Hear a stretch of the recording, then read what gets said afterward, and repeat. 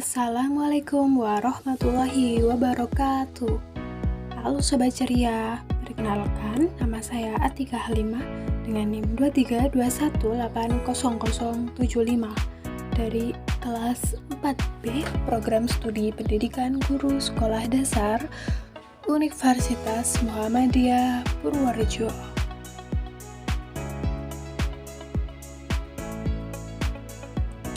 Pada video kali ini, saya akan mengajak teman-teman semuanya untuk belajar bersama mengenai materi bagaimana cara mendapatkan energi listrik. Pada mata pelajaran Ilmu Pengetahuan Alam dan Sosial kelas 5 SD. Langsung saja, mari belajar bersama. Kita akan klik tombol start terlebih dahulu. Nah, sudah muncul. Ini ada menu utama yang mempunyai 3 poin. Yang pertama yaitu tujuan pembelajaran, yang kedua materi, dan yang ketiga kuis. Kita mulai yang pertama yaitu tujuan pembelajaran. Nah, tujuan pembelajaran kita pada kali ini yaitu yang pertama, peserta didik mendeskripsikan apa itu energi listrik dan pemanfaatan listrik dalam kehidupan sehari-hari. Kedua, peserta didik mendemonstrasikan bagaimana listrik diproduksi dan dialirkan. Dan yang ketiga, peserta didik mencari tahu ragam jenis pembangkit listrik. Kita kembali ke menu utama. Selanjutnya, kita memasuki poin yang kedua yaitu materi. Kita buka terlebih dahulu. Nah, kalian tahu nggak sih? Lampu, televisi, ponsel pintar, kulkas, pencampur, dan pendingin ruangan, mereka kok bisa hidup sih? Tahu nggak kenapa? Nah, mereka semua alat-alat elektronik tersebut bisa hidup karena adanya listrik, sehingga mereka dapat berfungsi dan dapat membantu aktivitas kita sehari-hari. Nah, kalian tahu nggak apa itu listrik? Nah, kalau kalian belum tahu, simak video kali ini. Lanjut.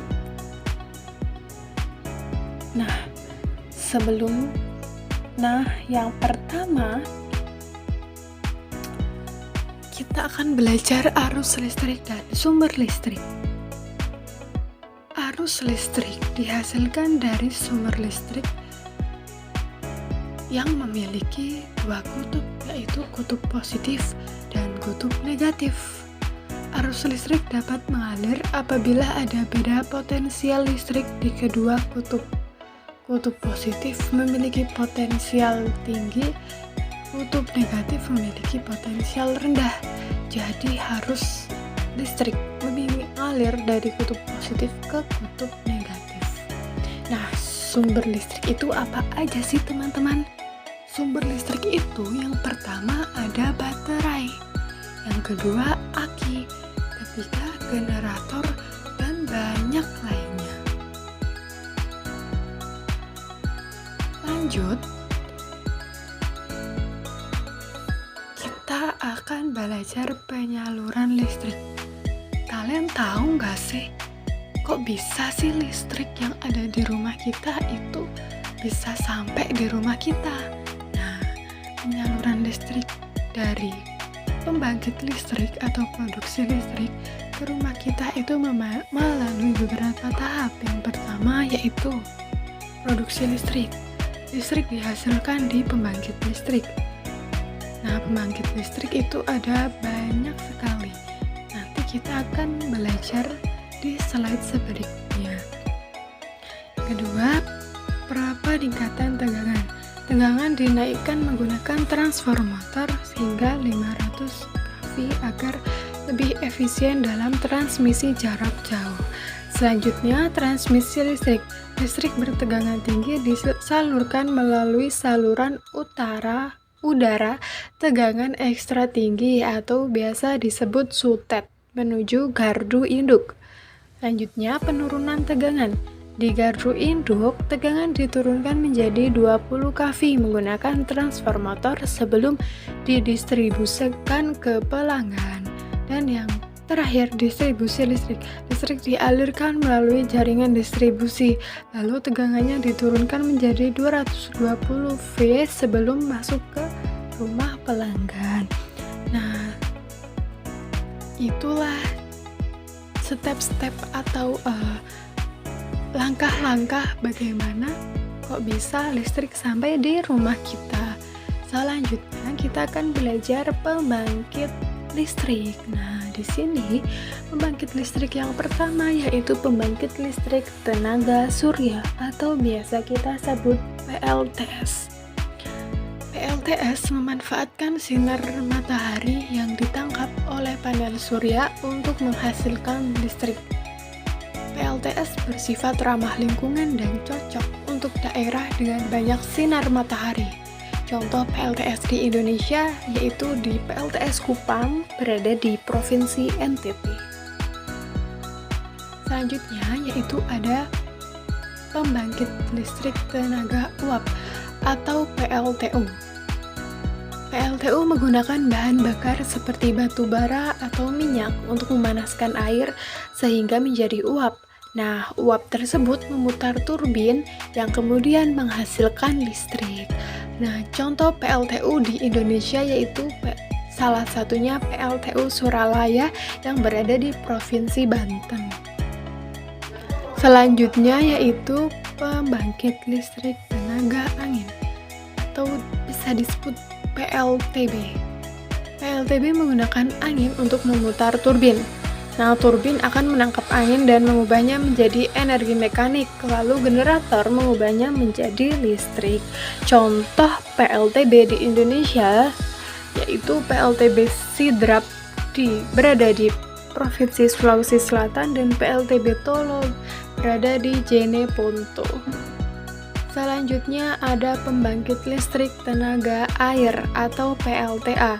PLTA memanfaatkan aliran listrik seperti sungai, danau, bendungan untuk memutar turbin dan menghasilkan listrik, sumber energi yang terbarukan dan ramah lingkungan.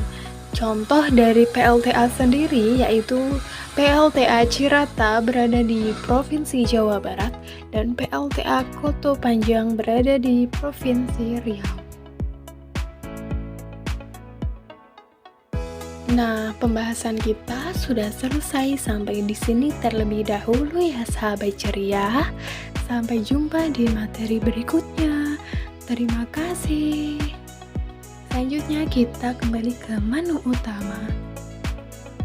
Nah, kita akan melanjutkan ke poin yang ketiga yaitu kuisis. Kita buka terlebih dahulu. Nah, kita telah berada di quiz time. Mari kita buka dan kita mulai.